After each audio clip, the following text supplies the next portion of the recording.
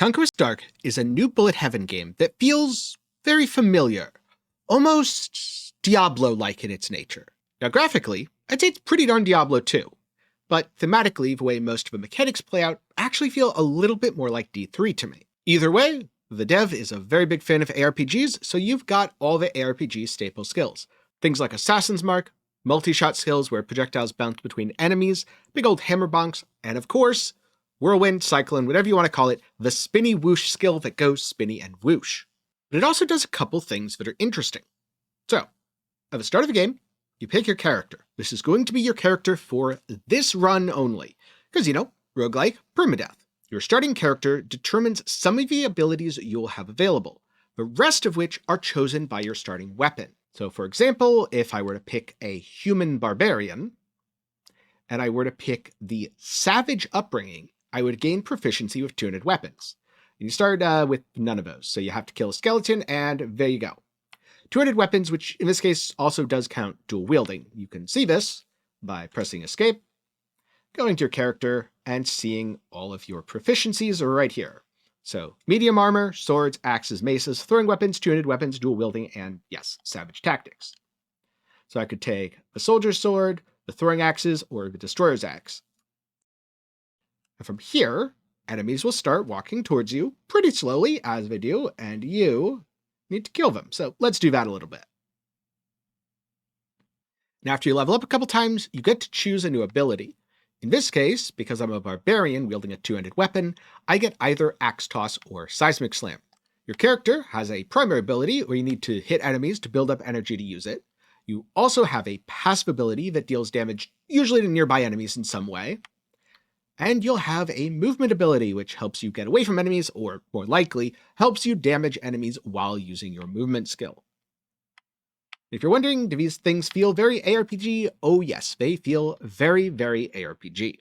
Now, occasionally, as you play, you'll get equipment. This comes with various set bonuses, which again feels very, very Diablo 3 to me. So here I could put on the Savage's Harness, which gives primary attack ability damage, crit hit damage, resistances. I could put on the Savage's Harness, which does the same thing because it's the same item, or the Bandit's Vest, which has a different set bonus, offering resistance piercing chance and chance to stun instead of all resistances bonus health. I could reroll. You have limited reroll attempts within a run. You could skip, giving yourself more reroll attempts, or you could increase the rarity, enhancing the bonuses, like this. So now, instead, I could have these really nice bandit boots that have extra movement speed, very, very fun, the Savage's boots, or the Stalker boots, which include projectile amount. This would be very good if I was a projectile build. Since I'm not a projectile build, I think I'll go with the bandit boots here. Here we go, passive ability. Unlocked at character level 6. I could take spike balls, which are good for dropping your balls on an enemy's face, whirlwind, which of course is the only objectively correct answer, and execute that does quite a bit more damage but only to 3 nearby random enemies. But no, we're going to go whirlwind, because let's be honest, if an ARPG or ARPG-like game presents you with the option to go whirlwind, you always go whirlwind. It's also very, very good for killing large groups of enemies, which helps you get all sorts of extra bonuses, like more EXP. There are also tougher enemies like this guy, who he doesn't have a very good turning radius, so actually he's not that bad at all. I've noticed that is a problem with quite a few enemies where their turning radius isn't great, so you can just walk in a circle around them and they don't do very much to you. Now, something else that just dropped is a rune imbuement. You can use these to enhance your various skills. So let's say we want to do more damage with whirlwind. You might want to use a rune that increases your crit. So if you combine Bick and Dick, you get a rune word that says huge damage. Now, as you level up, you get to pick different class masteries. On the Barbarian, for example, I could pick from Bloodthirst, which gives attack speed and a chance to spawn a healing soul. Very, very good for health sustain. Right now, Berserker Rage, so attack speed, increase per life lost, damage per life lost. Very good if you end up taking a lot of damage. And Primal Strength, crit chance, and power ability damage. You can see down here what all of your abilities are. So Destroyer's Axe, primary attack. Seismic Slam, that's the power ability, that's one that would get buffed by Primal Strength. And Whirlwind is the passive ability. I'm going to go Bloodthirst here because extra healing is good, and I found especially on the Barbarian, a little bit of healing soul chance always feels really nice. Now, every few waves, the timer will freeze. Right now, 4 minutes in, timer's frozen, and that's because it is boss time. These bosses have their own unique mechanics. Sulthak, I believe that's how his name is said, spits venom and makes poison puddles. Bosses also have extra health bars, which you might notice the player has as well. This works a little bit differently between players and bosses. For bosses, you have to burn through all of their health bars. So this guy will die when he reaches 0 health on health bar 0. For the player, that also is true, but players suffer bleed damage after their first health bar is burned. In other words, you kind of have a second chance after you die, but you will die eventually when your sustain is outpaced by the bleed. So here we go, another rune imbuement, and we have now completed our unofficial rune word for lots of damage. An artifact, these give nice little bonuses like the Ring of Rapid Strikes, where you get a lot of attack speed. And there's even a rare item. The rarer items are really cool because they grant abilities. So if I take either of these Savage's harnesses, or the Savage and the Stalker harness I should say, I get Mark of Shadows, which passively marks nearby enemies. On the other hand, if I take this Stalker harness, I get Execute. It's probably going to hit less enemies, but it might hit a little bit harder. In this case, though, I kind of want Mark of Shadow because that is a cross-class skill that should be very good for clearing out large groups of foes. And I'm specifically going to go with the attack reach here just because extra attack reach feels really good. As you can see, now there's a Mark of Shadow, and every time my main power ability goes off, you'll see those little shadows come in and hit all the enemies. Well, and I took quite a bit of damage. Because you have the extra health bars in the game is absolutely not afraid to just kill you. And exactly like that, now my character is going to be losing health constantly. Right now, the 5 that's in purple is just damage stagger. This is an ability I invested into, but the 4, that's the bleed damage. So if I don't heal up enough, I am eventually going to die of a bleed. Of course, when you die of a bleed or just die to enemies hitting you, then your run is going to be over. So after your run ends, you go back to the world map and you get to start again. There are a couple of meta progression systems that are worth talking about though. The first are these altars. You spend little red blood crystals and they give a passive bonus. The first couple levels are very cheap, but by level 5 or 6 it gets pretty darn grindy. It's going to kind of be a recurring theme for the meta progression. Now, another thing that you get meta progression for is killing enemies. Depending on your class, depends on which faction you represent. For the Barbarian, Hunter, and Thief, the class is available in the demo. You are part of a Band of a Lion, and you unlock very powerful bonuses for reaching higher levels. So the Destroyer's Axe that I was using, that comes from level 5. Additional armor sets and armor set bonuses come from level 10. Upgrading armor rarity is 15. Enhancing armor is level 20. Overall, I really like this. I do think it's a good idea to have these bonuses kind of trickle out to the player.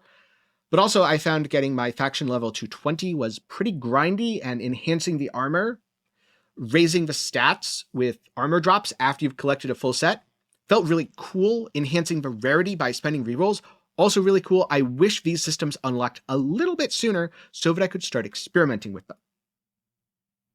Now you also pick up silver and gold coins. These are spent in the Stygian Archive, where you can just straight up enhance the stats on items and skills. And when you reach the max rank, in addition to 25% ability damage, you also get a second rune slot. I like the second rune slot. I think just getting 5, 10, 15, 20, 25% ability damage, kind of boring, to be honest. I'd certainly like to see something a little bit more interesting here when it comes to meta progression. I always prefer things that change how you play, i.e. the rune slots, rather than things that are just, the build is the same, but the numbers are better. Now initially you start with just the Gates of Carthia. If you're able to beat 2 bosses here, you unlock Sorceress's Fall. If you beat 2 bosses, you unlock Coastal Cave. If you beat 3 bosses, you unlock the Arena, which is just an endless mode where you go until you die.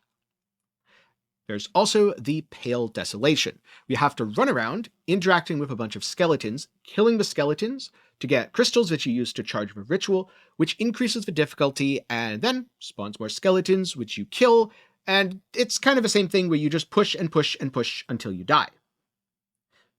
This unlocks several new things, including the Cult Initiate, so bonuses to Shadow Arts, Daggers, and Dodge. Dodge is basically a free hit. It unlocks Soul Fragments, the Edge of Darkness artifact. Soul Fragments are temporary bonuses, kind of half of a level up, if you will. And you even get things like +3 rerolls if you take it all the way up to level 20. So, after playing Conquest Dark for about 10 hours, I'd say it's pretty good, and I'm definitely going to be keeping an eye on this game going forwards. One thing I quite like is the way that the higher rarity set bonuses grant you additional skills, so your build ends up growing as you progress your character. Beyond you have a basic attack, you have an active-ish attack, you build up energy and it triggers automatically, so it's not super active. You can aim your attacks using either the mouse, or of course, you can aim your attacks using the mouse or right stick on controller. You have a passive ability, a movement ability. All that's cool, but I do like picking up a few little extras. And it's especially fun when you get a cross-class ability that you wouldn't normally have access to. Something else I quite like is the Caravan event. Basically, a bunch of rather dangerous enemies spawn. They have high health, so it can be difficult to burn them down, but if you are able to do so, you're rewarded with loot. And who doesn't like getting extra loot for killing some tough enemies? Then last up, the extra health bar and bleed system. Because on the one hand, it makes you feel very glass cannon-y when, should a boss hit you, a health bar is just kind of gone. You quote-unquote die. But it's also really cool to have this second wind or last stand, where even if you failed, and even if you died, the run isn't over yet, and you have another chance to redeem yourself, especially if you are close to the end. So I like this, and I think it has some really cool implications for gameplay, where you feel like you are grasping victory from the jaws of defeat. Or, sometimes you think you can do it, you get really close, and you die anyway because you don't have quite enough damage or defenses or sustain. But in addition to this, there are some things that I didn't like as much. First of all, movement doesn't feel great until you get some move speed. The character's base move speed just feels a little bit slow, especially compared to the pace the gameplay always gets to. So I feel like some of my early upgrades have to be either movement skill cooldown, so I'm just spamming my movement skill constantly, or baseline movement speed. Another thing I'm a little bit mixed on, totally fine for a demo, but in the full game I'd like to see a little bit more. A lot of the bosses you can circle strafe, and if you circle strafe, they turn so slowly that you don't actually need to fight them. They're just constantly trying to hit you, and they're unable to land a blow. Now, at the same time, if they're able to turn faster and actually hit you, maybe they'd nuke you too easily, so it's not the worst thing in the world, but it does make the fights feel a little bit less epic. And last up, I'm not a big fan of a meta progression. I think the progression within a run. So, killing enemies to get EXP orbs, and using those to level up your character, and selecting skills that give different bonuses. Picking different active, passive, and movement skills. Selecting your weapon. All that is really good. I love the gear set. Picking different gear sets, either mix and match, or going with the ones that have the best stats, absolutely the high point of this game. But then the meta progression is primarily very grindy numerical increases. And in a bullet heaven game, or honestly in a game generally speaking, I always prefer if meta progression is more about impactful choices that change how you play. So going from 1 rune slot to 2 is an impactful choice. You could, instead of just using a damage rune, add a rune that gives quality of life. But going from plus 0% to plus 25% damage, yeah, it's better and you want to do it, but it's not really that interesting to me. And when it comes to the Band of Aligned, I would like to see some of the more interesting things unlocked sooner rather than later. With that said, I tried quite a few builds and had a fair bit of fun. I spent most of my time playing Whirlwind, because again, in anything that's inspired by ARPGs, you gotta just play Whirlwind. However, the build that I ended up finding the most fun was actually bow builds.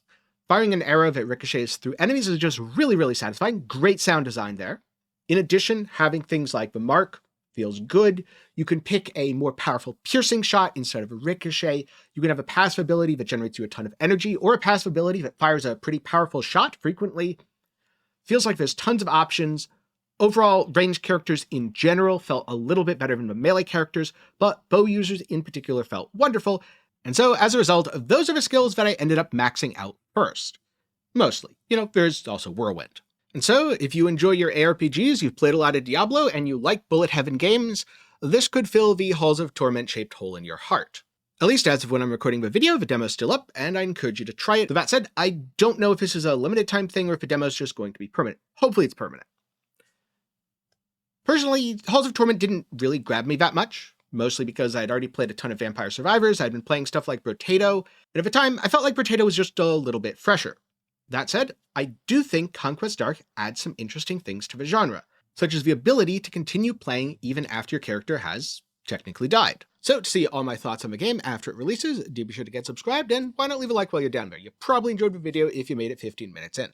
Now, if you're looking for something else to watch, maybe you want to see my thoughts on some other games, well, you can either check out my thoughts on Dragonkin the Banished, a demo I checked out which I did not like at all, or Reality Break, a recently released ARPG that I liked a lot.